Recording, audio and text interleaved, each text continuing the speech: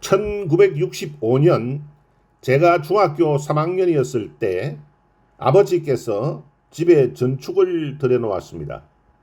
이전에는 축음기에 SP판을 얹어 음악을 감상했었는데 저희 집에도 LP판을 재생해서 음악을 듣는 시대가 왔던 것입니다.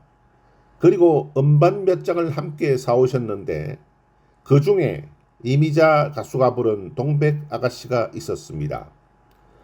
1960년대 중반에 들었으면서 대한민국에는 본격적인 LP 레코드 음반 시대가 시작되었습니다. 그 배경에는 이미자의 동백 아가씨 돌풍이 있었습니다. 지구 레코드사는 그때부터 음반 제작 재벌로 등극하기 시작했습니다. 1960년대와 1970년대 음반 제작 산업은 지구 레코드와 오아시스 레코드의 양대 라이벌 구도였습니다. 스피커가 양쪽에 붙어 있기는 했으나 스테레오 기능은 없었습니다. 제가 고등학교를 졸업할 때까지만 해도 스테레오 기능을 가진 전축은 귀했습니다. 1967년 제가 고등학교 2학년이었을 때 이웃집에서 스테레오 전축의 기능을 경험하고 학교에 가서 동기들에게 이야기를 전했더니 친구들이 제 말을 믿으려 하지 않았습니다.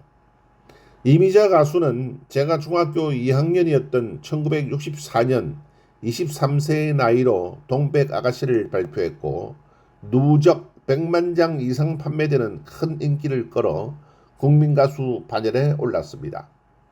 하지만 이후 한일 수교 정상화에 따른 외색 시비로 이듬해부터 방송 금지곡으로 지정되어 버려 1987년 해금될 때까지 22년간 방송에서는 접할 수가 없었습니다. 엘레지의 여왕 등 많은 흔사가 따라붙는 이미자 가수는 오랜 세월 박춘석 작곡가와 콤비를 이루었습니다. 선마을 선생님, 기러기 아빠, 황혼의 블루스 등을 같이 했습니다. 이미자 가수가 발표한 2000여 곡 중 3분의 1이 박춘석 작곡이라고 합니다. 그러나 가수 이미자를 여왕으로 등극시킨 결정적인 명곡은 박춘석 작곡가를 만나기 전 부른 동백아가씨인데 한산도 작사, 백영호 작곡입니다. 백영호 작곡가는 여자의 일생, 우러라 열풍아, 황포도떼 등을 이미자가 부르게 했습니다.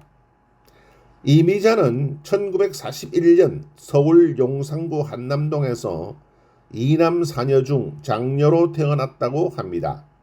제가 1951년생이니까 저보다 정확하게 10년 선배네요. 그리고 올해 82세가 되었습니다.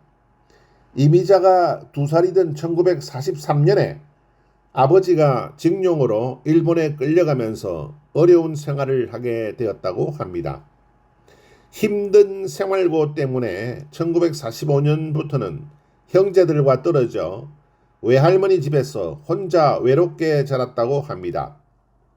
어릴 적부터 노래 부르는 것을 좋아했던 이미자는 16세였던 1957년 KBS의 노래자랑 프로그램 노래의 꽃다발에 출연해 1위를 차지했습니다.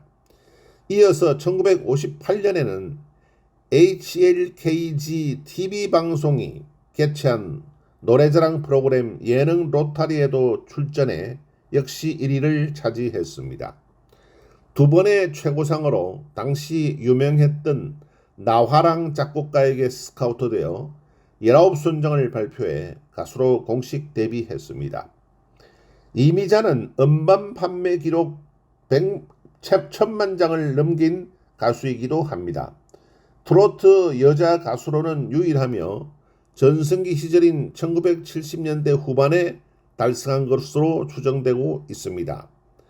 애절하고 구성진 목소리로 주목받던 이미자는 1964년에 영화 주제가 동백아가씨를 임신 9개월인 상태에서 서울 명동에 있던 스카라 극장 부근 목욕탕 건물 2층에 방음장치를 해놓고 얼음물에 발을 담가가며 불렀는데 국내 가요 사상 최초로 가요 프로그램에서 35주 동안 1위를 기록했고 발매 즉시 그 해만 25만 장이라는 엄청난 음반 판매고를 올리며 집과 전화 그리고 자동차를 장만했을 만큼 부와 명예를 동시에 거머쥐었습니다.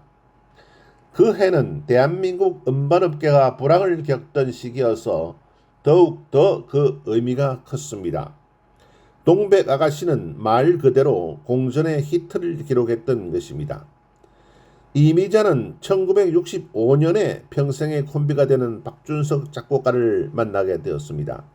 이미자가 동백아가씨로 정상에 오를 무렵 박준석은 패티김, 최양숙, 남진 등 스타들을 발굴해 가수로 우뚝 서게 했던 당대 최고의 작곡가였습니다. 박준석 작곡가와 이미자 가수는 KBS 라디오 연속극 진도 아리랑의 주제가로 첫 인연을 맺었다고 합니다. 하지만 두 사람이 뗄 수 없는 콤비로 손을 잡게 만든 노래는 1965년에 이미자가 발표했던 흑산도 아가씨였습니다. 당시 박춘석은 이미자의 천재적 가창력에 감탄을 연발했다고 합니다. 흑산도 아가씨에 이어 1966년 KBS 라디오 주제가 섬마을 선생님도 발표한 지 불과 일주일 만에 빅히트를 기록했습니다.